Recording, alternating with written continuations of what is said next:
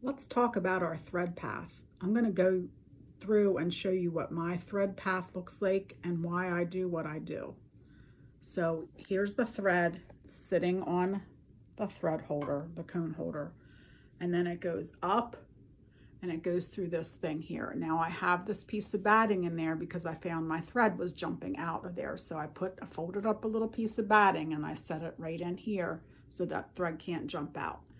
And then it comes down, it goes through this first thread guide, then it goes through this one, and do you see it's wrapped from back to front, back to front, and it goes around like that. And then it comes down and it comes in here and it goes through the tension discs. So the tension discs, you want to make sure that that thread, as it comes around and goes back up into this take up lever there, that it is snapped up tightly in there. And the way I do that is I normally just make sure I grab those two and I make sure that it snaps up, trying to do this one-handed. Make sure that it is snapped up in there really well by grabbing those two threads, and I snap it up in there. Okay, so then I just pull it down, and you can usually tell when you're pulling the thread whether it's sitting in there nicely or not. Okay, so then you want to make sure it goes up around this take up lever and then back down on this stirrup and then up into this and then down through this little pigtail guide. Now what I can tell you is that sometimes the pigtail guides sit too close to the machine and it makes your thread rub up against a piece of the equipment, which can cause your thread to shred and break. So to make sure that you can swivel this out by adjusting this screw here. So you can go ahead and swivel that out so it holds your thread away from your machine. And then for my machine, it travels down and it goes, see, it travels down here and it goes through this front hole here, and then it would go into the needle. So I hope that that helps you with finding out your thread path. Something else to talk about for this guide here, the 3-hole thread guide. If I have a different type of thread, maybe it's a finicky thread, maybe it's a thread that's finer, or the tension is just not, I'm just not getting it right. Sometimes I'll only go in 2 of those holes, and sometimes even just 1. And sometimes I'll come from back to front out on the top one, and then go travel down and then go from front to back and then come down through here. That way it's not twisting around, especially if I'm using a thread that is on a spool and is stack wound versus a cone that is cross wound.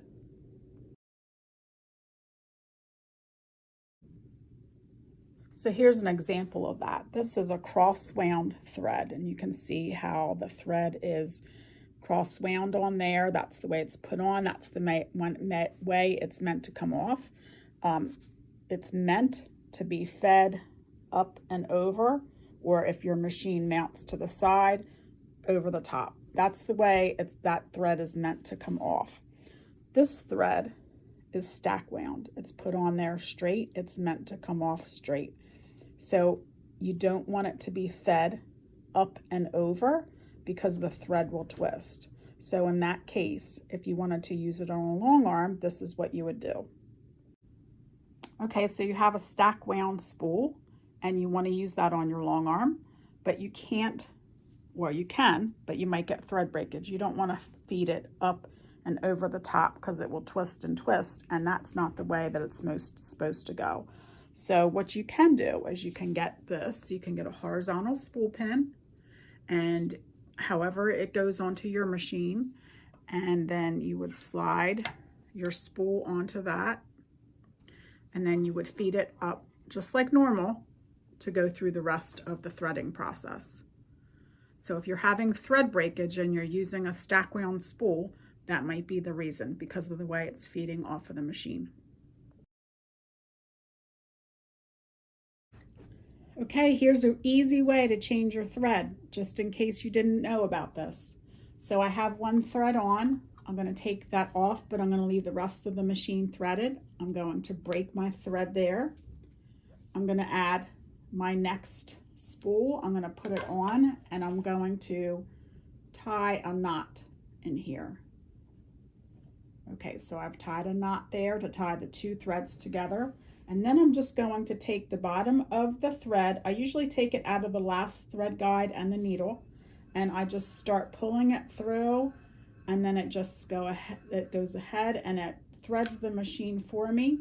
Now what I also do is I go back afterwards and I make sure that that is snapped up into that disc, because more than likely that knot has popped it out a little bit.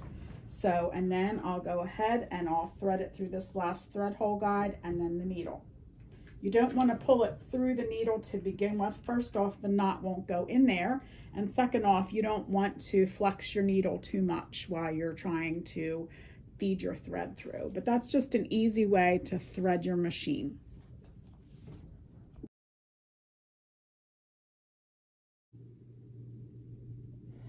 Let's talk about your bobbin.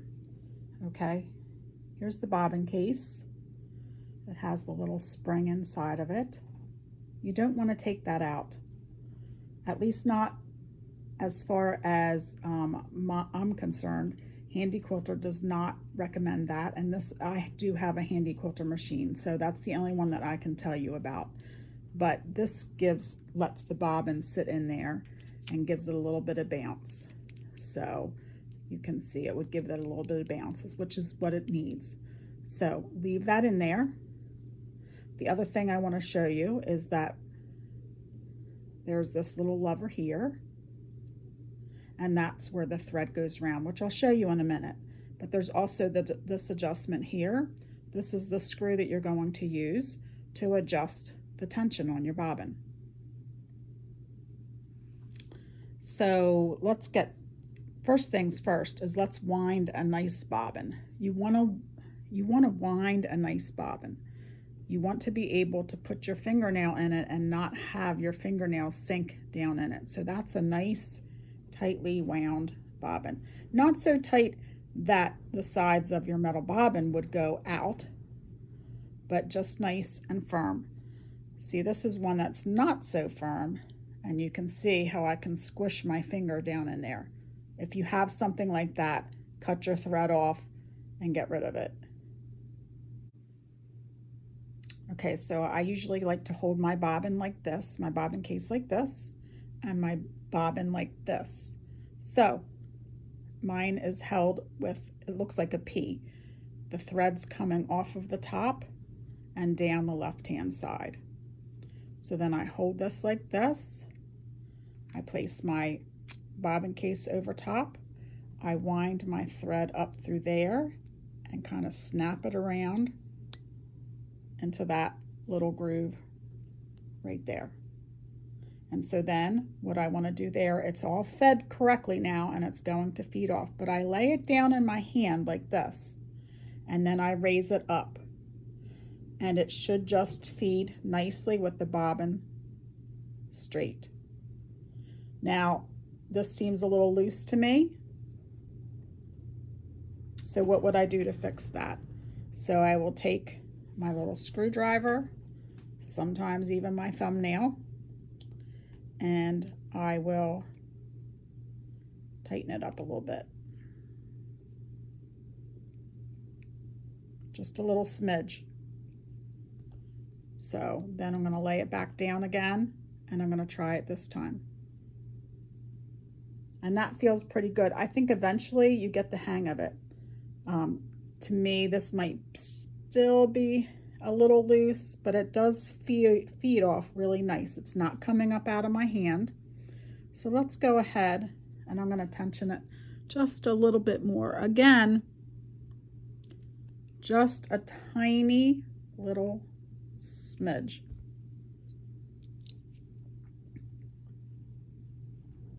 So now see, okay, now if I hold it right, it's not coming out of my hand, but it's feeding up nice. Okay, so to me, that's good tension. So I went ahead and I tensioned this too tight so you could see what happens. So do you see now how it's sort of picking up out of my hand? That would be too much tension on your bobbin.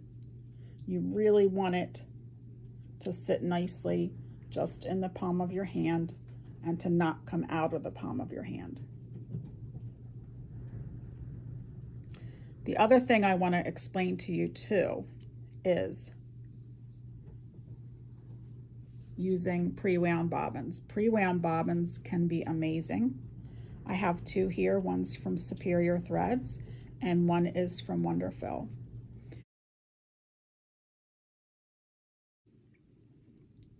With the Superior Threads bobbins, you can take this cardboard off, which I have done on this side. You can see it does not change up the integrity of the bobbin or the thread.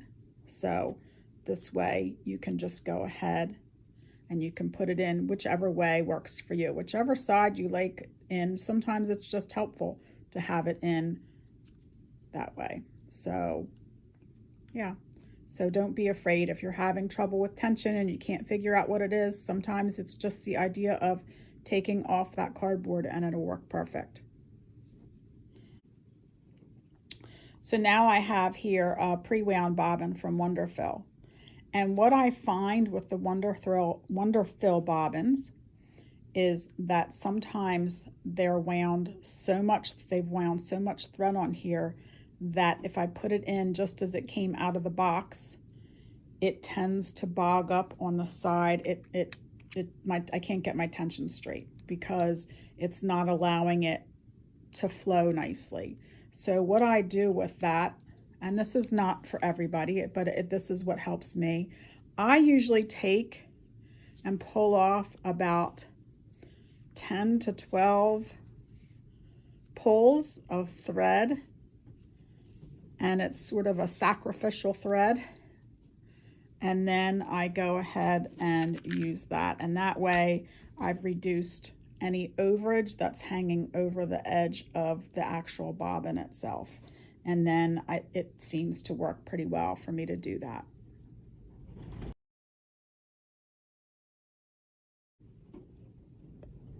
Again, something to remember is that when you make adjustments on your bobbin case, it's only tiny adjustments. It's hard to remember that because I know when you're adjusting the top tension, you're making fairly large adjustments, but on this, it's just really small adjustments. Something else to keep in mind is that it's a good idea to purchase your bobbins from the machine manufacturer that you bought your machine from, or a local retailer. I know it is enticing to think that you could go on a website and buy 100 of them for the same price that you can get 12 or 24. But a lot of times those bobbins have just a little bit of difference in them, and it can really mess up your tension, or they might not work well at all. So I would really suggest going straight to your manufacturer for your bobbins.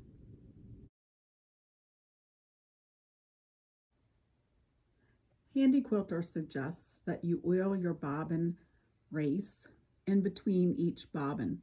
So go ahead and after you've used up your bobbin, you wind a new one, and in between you take your little oiler and you drop a drop of oil right about in there. Okay, and then I usually run, once I rethread my machine and have everything ready to go, I go ahead and do some stitches out on a practice piece of fabric first, just to make sure that there's no oil residue that could get on anything else. But this helps to maintain your machine and keep everything in tip-top shape.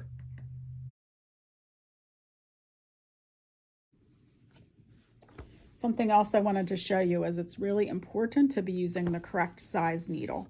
So for the thread that you're using. So Superior Threads, if you go onto their website, which is superiorthreads.com, they do have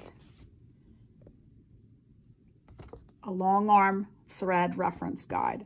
And what's really great about it is if you go down, like I use So Fine 50 a lot. So it tells you what you can use it for. It tells you what it is. It tells you what size needle to use. So to me, that's really good information, because if I have a thread that I don't know what size needle to use, then I can go to this chart and I can just look, oh, look, for a 40 weight thread, I can go over and I should start with the size 18 needle. Now that doesn't mean that sometimes you might not have to go up a size or down a size, but that's a good starting point. It's a good reference to have. So that's free on their website to print out. And I'll put the link for that below in the description of this video.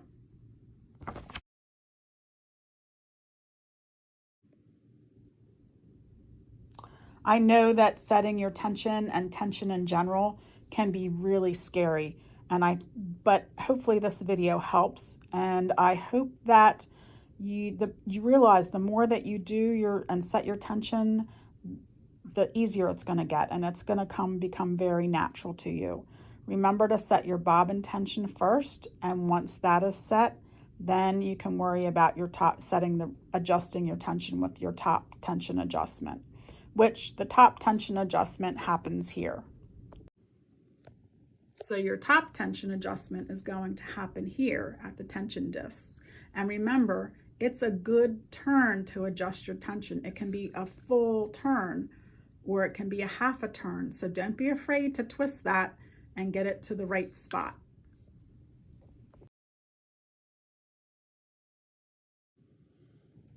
Again, I hope that you found this video on threads and tension helpful, and I hope it made your quilting journey a little bit easier. Happy quilting, everybody.